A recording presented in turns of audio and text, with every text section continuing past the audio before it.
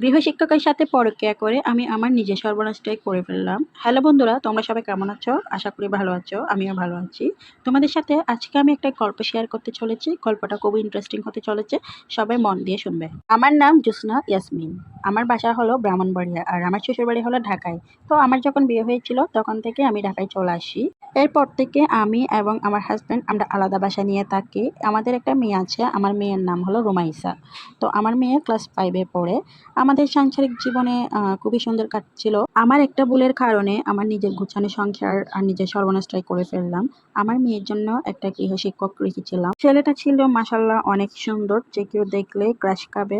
তো আমিও যেদিন প্রথম দেখেছিলাম সেদিন একটু করে ক্রাশ খাইছিলাম, তবে নিজেকে সংযত রেখেছিলাম, এরই মধ্যে জড়াই নাই। ছেলেটা ছিল অনেক ট্যালেন্ট, যার কারণে আমার মেয়ের জন্য রাখা হয়েছে। যথারীতি আমার মেয়েকে প্রতিদিন পড়াতে আসে।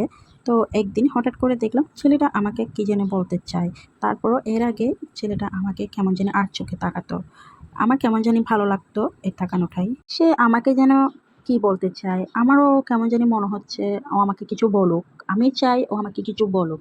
কিন্তু ও প্রতিদিনই বলতে চেয়ে, চেয়ে বলতে পারে না। এভাবে চলে যায়। তো একদিন হঠাৎ করে আমাকে বলল যে আমাকে নাকি তার খুব বেশি ভালো লাগে। সে কথাটা শোনার পর আমার মনের তো গোলা ফুটে গেছে। তো যাই হোক, ওকে আমি বললাম, আজকে তো মেয়ের বাবা বাসায় আছে। তুমি কালকে সকালে ওই মেয়ের বাবা অফিসে যাওয়ার পর বাসায় চলে এসো, তোমার সাথে কথা আছে। আমি তো সারা রাত আর ঘুমাতে পারি নাই। তার কথা শুধু ভাবতে থাকি। সে যে আমাকে ভালো লেগেছে কথাটা বলেছে, ওই কথাটাই শুধু আমার কানে বাজতে থাকে। তো কেমনে সকাল হবে এই চিন্তায় থাকি। রাতে তো ঘুমাইতে পারি নাই। কে খুশিতে ঘুমাইতে পারি নাই না কিসে ঘুমাইতে পারি নাই নিজেও বুঝি নাই। তো যাই হোক, সকাল ঠিক টাইম মতো চলে আসলো। বাসায় কেউ ছিল না। মেয়েকেও স্কুলে দিয়ে আসছিলাম। এরপর ও আমাকে বলতেছে, আপনাকে তো আমার অনেক বেশি ভালো লেগেছে। আমি বললাম, আমারও আপনাকে অনেক বেশি ভালো লাগে। আমি কথাটা অনেক আগে থেকে বলতে চেয়েছিলাম। কিন্তু আমি চাইছি কথাটা আপনি আগে বলুন। সেজন্য আমি আপনার জন্য ওয়েট করতেছিলাম। এভাবে আমাদের মাঝে অনেকক্ষণ কথোপকথন হয়। তারপর ওকে আমি চা নাস্তা দিই, এমনভাবে দিই যেন সে আমার ঘরের মানে পার্সোনাল কেউ বা আমার অনেক আপন কেউ। এভাবে ওকে আমি কথা বলতেছি, ওর সাথে নাস্তা বানিয়ে দিলাম। এরপর বললাম যে, আচ্ছা আজকে চলে যাও, অন্যদিন তোমার সাথে আবার কথা হবে। বিকালে তো আসবে, বিকালে আবার দেখা হবে। ঠিক এভাবে ওর সাথে আমার প্রতিদিন হোয়াটসঅ্যাপে মেসেজ হতো, বিভিন্ন রকমের কথাবার্তা হতো।